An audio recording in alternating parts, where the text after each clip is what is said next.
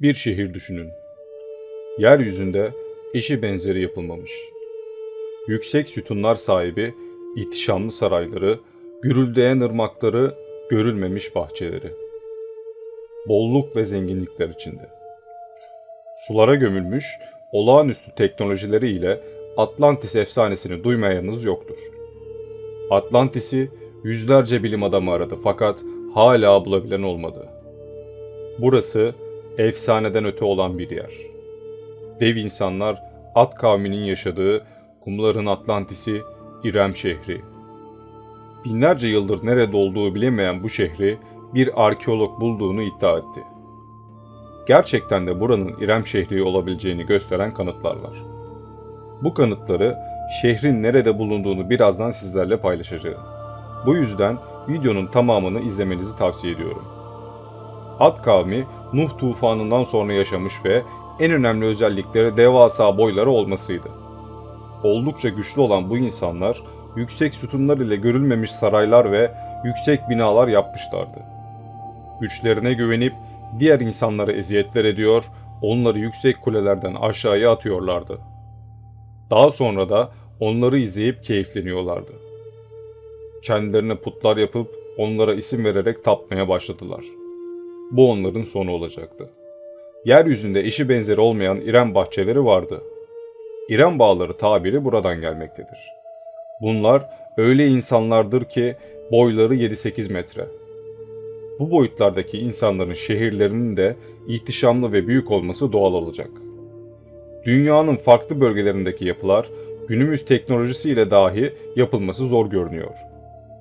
Bu yapıların Ad kavmi insanlarından yardım alınarak yapıldığı düşünülüyor. Dev insanlar hakkında ayrıntılı bir video hazırlamıştım. İzlemenizi tavsiye ederim. Açıklamaya linkini bırakacağım. Gizemi hala çözülememiş, yapımı konusunda varsayımlardan öteye gidilememiş Mısır piramitleri Ad kavminin yardımıyla yapılmış olabilir mi? Bu konuda sizlere birkaç kanıt göstereceğim. Bu fotoğrafta omzunda 2 tane taşı götüren biri var. Peki bunun piramitlerdeki taşların olduğu düşüncesini söylesem? Ve bu taşların her birinin ortalama ağırlığı 2,5 ton. Bu ağırlıktaki taşları günümüzdeki insanların taşıması mümkün olabilir mi sizce? Hieroglifteki insanların Ad kavminden gelen dev insanların olduğu düşünülüyor. Bu hieroglif biraz daha çarpıcı değil mi? Dev insan ayağını yıkayan bir Mısırlı.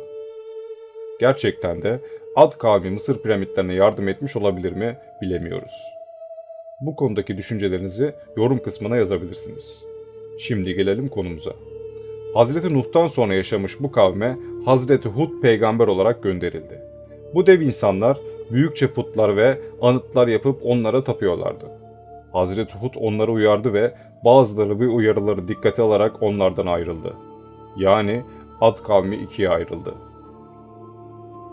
Allah'a inanmayıp putları kendine tanrı eden Ad kavmi büyük bir felaket ile karşılaştılar. İrem şehrinin önce yağmurları kesildi. Yıllarca yağmur yağmadı ve akan ırmaklardan eser kalmadı. Daha sonra cennet bahçesi dedikleri İrem bağları kurumaya başladı. Gökyüzünde kara bulutları gördüklerinde bütün Ad kavmi sevinmeye başladı. Onun yağmur getiren bulutlar olduğunu, şehrin yine eskisi gibi canlanacağını düşündüler.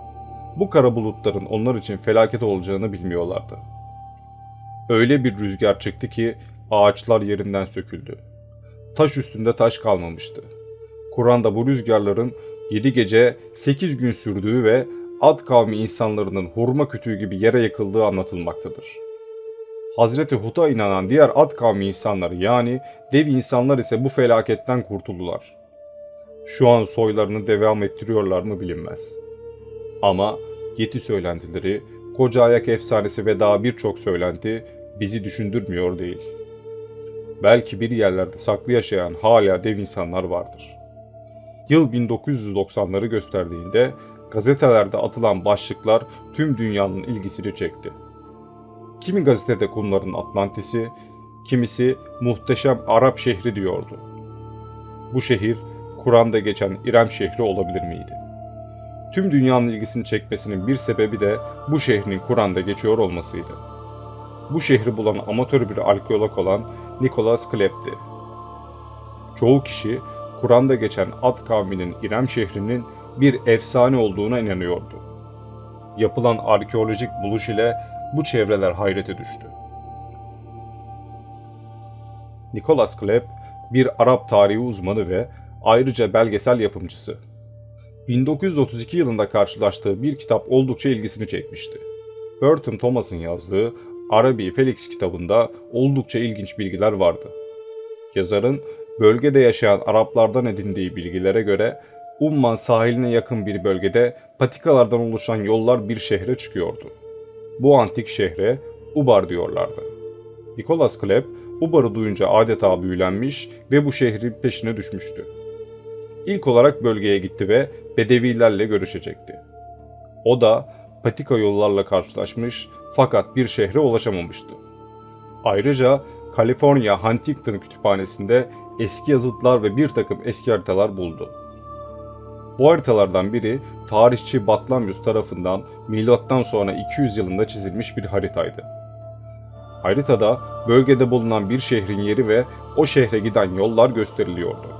Amerikan Uzay Araştırma Dairesi NASA'dan bölgenin uydu fotoğrafları için yardım ister. Fakat ilk önce NASA bu yardımı kabul etmez. Zeki bir tüccar olan Nicholas Clepp, bunun NASA'nın etkinliğini artıracağına ve dünyada büyük bir prestij sağlayacağına ikna eder. Hatta o dönemlerde NASA, Kur'an'daki İrem şehri ile ilgileniyor diye haberler yapılmıştı. NASA'dan gelen uydu fotoğrafları ve bulduğu eski haritaları karşılaştıran Clepp, eskiden kalma patikaların birbiri ile kesiştiğini ve büyük bir alana çıktığını keşfeder. Bu alanın aranılan yer İrem şehri olacağı düşüncesi heyecanlandırır.